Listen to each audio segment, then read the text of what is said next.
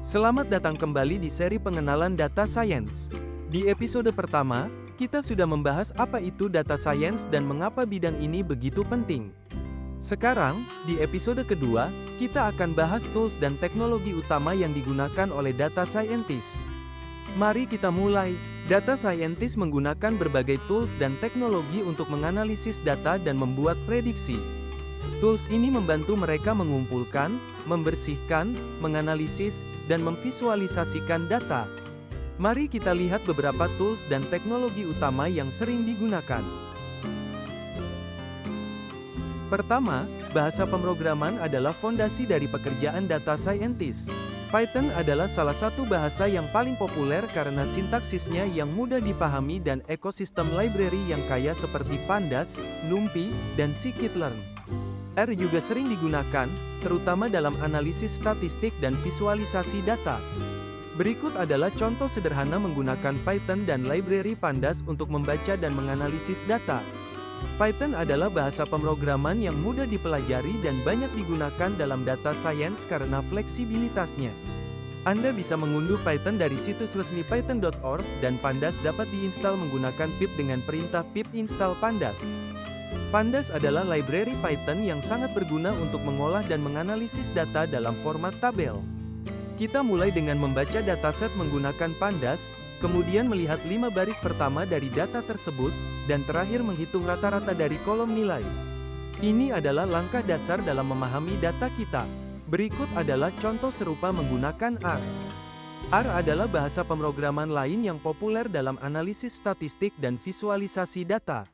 Anda bisa mengunduh R dari situs resmi rproject.org dan menggunakan RStudio sebagai editor yang lebih interaktif. Kita membaca dataset, melihat 5 baris pertama, dan menghitung rata-rata dari kolom nilai menggunakan R. Langkah-langkah ini mirip dengan yang kita lakukan di Python, tetapi dengan sintaks yang berbeda.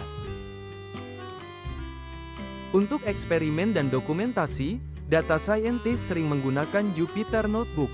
Jupyter Notebook memungkinkan kita untuk menulis dan menjalankan kode di satu tempat, membuat visualisasi, dan mendokumentasikan temuan kita secara interaktif.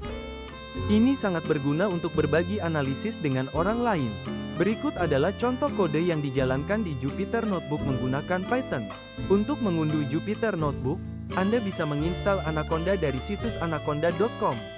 Anaconda adalah distribusi Python yang dilengkapi dengan banyak library yang berguna untuk data science. Dengan Jupyter Notebook, kita bisa melihat data dan membuat visualisasi seperti histogram distribusi nilai dengan mudah. Ini membantu kita memahami distribusi data kita secara visual. Data dalam jumlah besar memerlukan alat khusus untuk penyimpanan dan pengolahan. SQL digunakan untuk mengelola basis data relasional. Dengan SQL, kita bisa mengquery data dengan cepat dan efisien. Hadoop dan Spark adalah dua teknologi yang populer untuk pengolahan data dalam skala besar. Mereka memungkinkan pemrosesan data yang cepat dan efisien, terutama untuk big data. Contoh query SQL sederhana untuk menghitung rata-rata nilai dari kategori tertentu. SQL sangat berguna untuk melakukan analisis data yang tersimpan di basis data relasional. Query ini menghitung rata-rata nilai dari kolom nilai untuk kategori A. Dengan SQL, kita bisa melakukan analisis yang kompleks dan cepat pada data yang tersimpan di basis data. Visualisasi data adalah bagian penting dari data science. Alat seperti Matplotlib, Seaborn, dan Tableau digunakan untuk membuat grafik dan dashboard yang membantu dalam memahami data secara lebih mendalam. Visualisasi yang baik dapat mengungkap pola dan wawasan yang tidak terlihat dari data mentah. Berikut adalah contoh membuat bar chart sederhana dengan Matplotlib. Visualisasi ini membantu kita melihat perbedaan nilai antar kategori dengan jelas. Kode ini membuat bar chart sederhana yang menunjukkan nilai untuk setiap kategori. Visualisasi seperti ini sangat membantu dalam presentasi data. Untuk membangun model machine learning, data scientist menggunakan perpustakaan seperti Scikit-learn, TensorFlow, dan PyTorch. Scikit-learn sangat bagus untuk pemodelan statistik dan machine learning dasar, sementara TensorFlow dan PyTorch digunakan untuk deep learning dan neural networks yang lebih kompleks. Berikut adalah contoh sederhana menggunakan scikit-learn untuk membuat model regresi linear. Model ini digunakan untuk memprediksi nilai output berdasarkan input data. Misalnya, kita bisa memprediksi harga rumah berdasarkan ukuran dan lokasi. Kita mulai dengan membagi data menjadi data training dan testing. Kemudian, kita membuat model regresi linear dan melatihnya menggunakan data training. Terakhir, kita memprediksi nilai menggunakan data testing. Ini adalah langkah dasar dalam membangun model machine learning. Terima kasih telah menonton episode kedua dari seri pengenalan data science.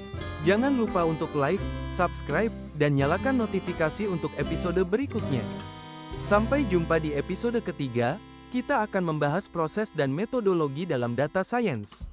Ingat, video ini adalah bagian dari seri data science yang akan dirilis setiap hari Rabu.